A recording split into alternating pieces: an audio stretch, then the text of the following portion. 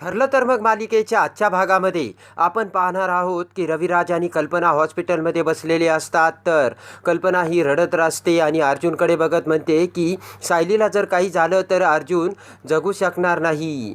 तर आता इकडे अर्जुन हा फोनवरती बोलत असतो. तर रविराज म्हणतो की वहिनी तुम्ही काही काळजी करू नका, सर्व काही व्यवस्थित होईल आणि सायली बरीसुद्धा होईल.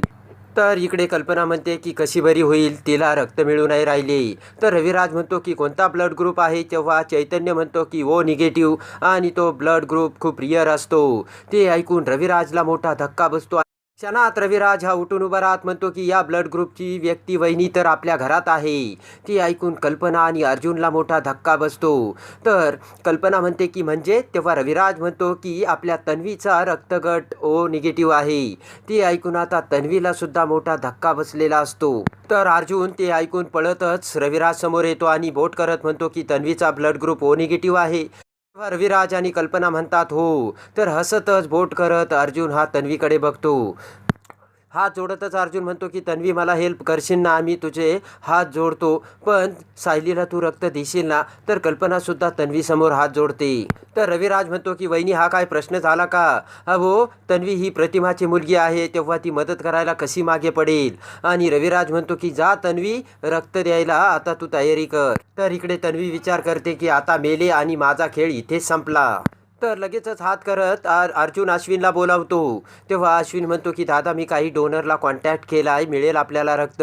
तर अर्जुन म्हणतो की आपल्याला रक्त मिळालंय. तर अर्जुन म्हणतो की तन्वीचा ब्लड ग्रुप ओ निगेटिव्ह आहे. तेव्हा ते ऐकून अश्विनला मोठा आनंद होतो. अश्विन म्हणतो की चल लगेच तन्वी आपण एक टेस्ट करून घेऊया आणि मग पुढली प्रोसिजर सुरू करू. तर तन्वी घाबरत घाबरत अश्विन सोबत निघून जाते. तेव्हा कल्पना ही देवी आईचे आभार मानते. तर इकडे आता सायली ही ऑपरेशन थिएटरमध्ये बेशुद्ध अवस्थेत पडून असते. इकडे अस्मिता ही गणपतीचं विसर्जनाचे पाट आणि सर्व सामान घेऊन येते. तेवढ्यात विमल ही अस्मिता समोर येते आणि म्हणते की तुम्ही हॉस्पिटलमधून आल्यात ना अस्मिताई, आणि सायली वहिनी बरी आहे का, शुद्धीवर आल्यात का त्या. तेव्हा अस्मिता म्हणते की झालं का तुझं बोलणं. तर करून पूर्णाजी ही अस्मिताकडे बघू लागते. अस्मिता म्हणते की हॉस्पिटलमध्ये नाही गेले मी आणि पूजा करून डायरेक्ट इकडे आले. तेव्हा पूर्णाजी म्हणते की अस्मिता काय माणूस आहे तू, आपल्या घरातला माणूस गंभीर जखमी असताना तू कशी काय इकडे आलीस. अस्मिता म्हणते की ती सायली थोडी जखमी झाली तर लगेच ती घरातला मेंबर होऊ शकत नाही. पूर्णाईला राग येतो आणि पूर्णाजी अस्मिताला म्हणते की अगं एखाद्याच्या जीवावर आला असताना मी रागमध्ये आणू शकत नाही, तुझ्यासारखी खोटारडी नाही आहे मी. तेव्हा अस्मिताला मोठा धक्का बसतो. पूर्णाई म्हणते की अर्जुन आणि कल्पनाची समजूत घालायला तू अस्मिता आता हॉस्पिटलमध्ये असायला हवी होती.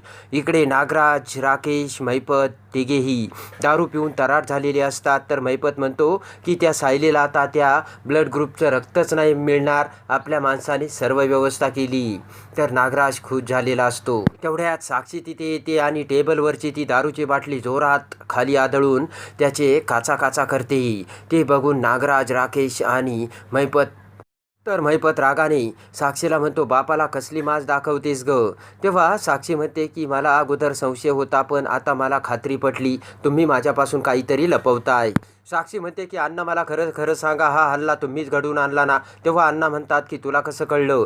तेव्हा साक्षी म्हणते की ते महत्त्वाचं नाही आहे अण्णा. इकडे आता अश्विनने तन्वीला हे ब्लड ग्रुप चेक करण्यासाठी आणलेले असते. अश्विन नर्सला म्हणतो की यांचे ब्लड सॅम्पल घ्या आणि लगेच टेस्टला पाठवा आणि अर्जंटली पुढची तयारी करा. तर लगेचच नर्स ही तयारी करते.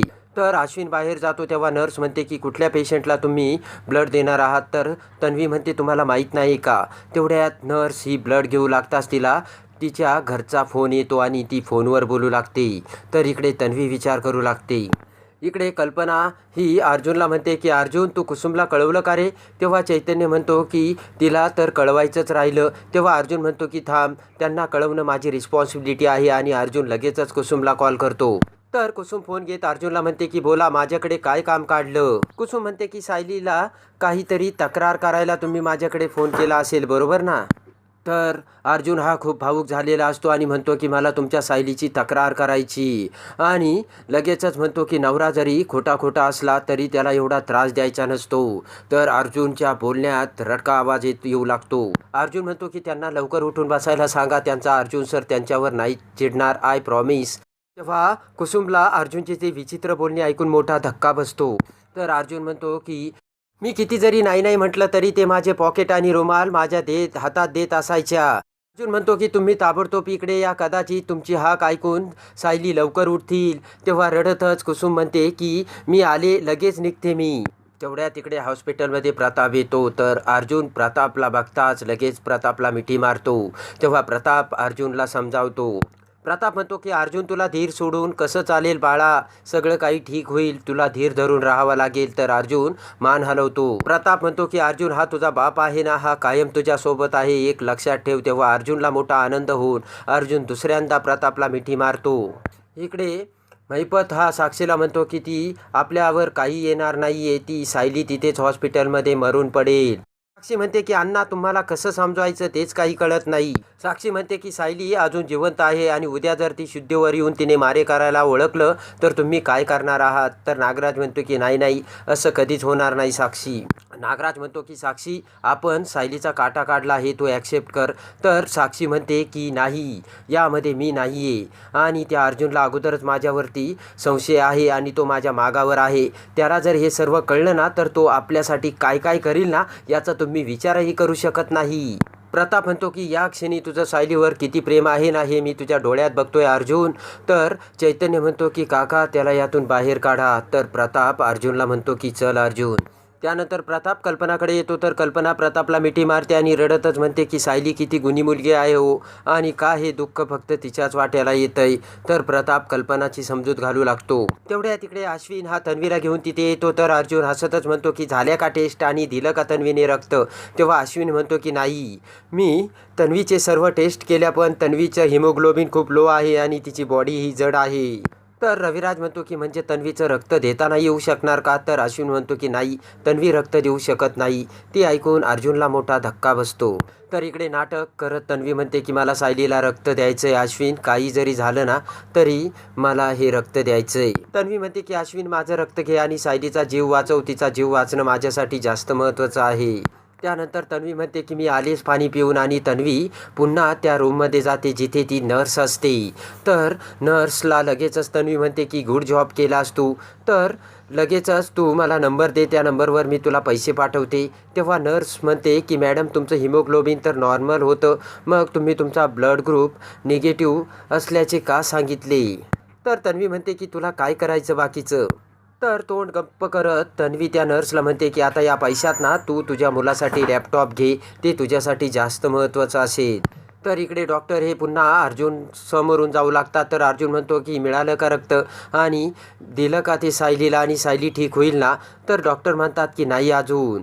तर डॉक्टर म्हणतात आम्ही प्रयत्न करतोय. तर अर्जुन म्हणतो की तुम्हाला एका पेशंटला एवढं रक्तही मिळवता येत नाही का, तुम्ही फक्त प्रयत्नच करतायत का अजून. तर अश्विन म्हणतो की डॉक्टर तुम्ही दादाचं बोलणं मनावर लावून घेऊ नका. तेव्हा डॉक्टर म्हणतो की आय कॅन अंडरस्टँड धिस. जेव्हा एखादा पेशंट आजारी असतो तेव्हा त्याच्या फॅमिलीची काय अवस्था असते ना हे मी चांगलं समजतोय. तर डॉक्टर म्हणतात की पण तुम्ही आमच्यावर विश्वास ठेवा, आणि अश्विनसोबत डॉक्टर निघून जातात. तर प्रताप अर्जुनला समजावतो. प्रताप म्हणतो की जे काही घडेल ना ते अगदीच व्यवस्थित घडेल. तर अर्जुन म्हणतो की डॅड मला फक्त सायली शुद्धीवर यायला हवी आणि त्यासाठी मी काहीही करायला तयार आहे, फक्त ती बरी व्हायला हवी, असे म्हणत अर्जुन हा खाली बसतो. तर आता तेवढ्यात रविराज हा अर्जुन समोर बसतो आणि अर्जुनच्या खांद्यावर हात ठेवत म्हणतो की ज्युनियर माझ्या शब्दावर विश्वास आहे ना, सायलीला काहीही होणार नाही. आपण सगळेजण सायलीसाठी प्रयत्न करू आणि सायलीला यातून बाहेर काढू. अर्जुनच्या चेहऱ्यावर हात फिरवत रविराज म्हणतो की ज्युनियर तू काही काळजी करू नकोस, सर्व ठीक होईल. तर रविराज हा अर्जुनच्या डोक्यावरून हात फिरून तेथून बाजूला जातो. तेव्हा अर्जुन रडतच म्हणतो की बघितलं का, सायली बेशुद्ध जरी असली ना तरी माणसांना एकत्र आणणं हा तिचा पावर आहे. तेव्हा कल्पना ते ऐकून रडू लागते. अर्जुन म्हणतो की सायली युनिक आहे, त्यासारखी दुसरी कोणीच नाही. तेव्हा ते शब्द ऐकून प्रियाचा मोठा जळफळाट होतो. तर कल्पनाला खूप हायसे वाटलेले असते. त्यानंतर आता इकडे कुसुम ही प्रतिमाला हॉस्पिटलमध्ये घेऊन येते, तर रविराज हॉस्पिटलमध्ये इकडे तिकडे फिरत असतो आणि रविराजच्या पाठीमागे प्रतिमा आलेली असते. त्याच वेळेस आता इकडे डॉक्टर हे ऑपरेशन थिएटरमधून बाहेर येतात, तर अर्जुन डॉक्टरकडे येत म्हणतो की काय झालं डॉक्टर, सर्व काही ठीक आहे ना.